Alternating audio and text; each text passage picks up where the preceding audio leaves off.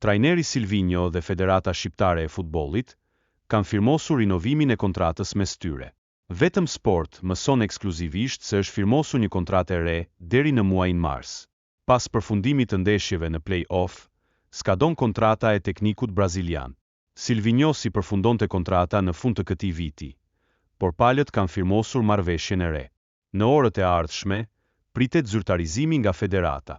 E ardhmja duket e sigurt.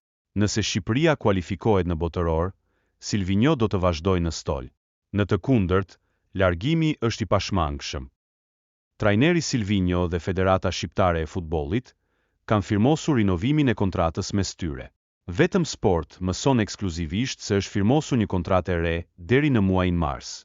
Pas përfundimit të ndeshjeve në play-off, skadon kontrata e teknikut brazilian. Silvinho si përfundonte kontrata në fund të këtij viti, por palët kanë firmosur marrëveshjen e re. Në orët e ardhshme, pritet zyrtarizimi nga federata. E ardhmja duket e sigurt.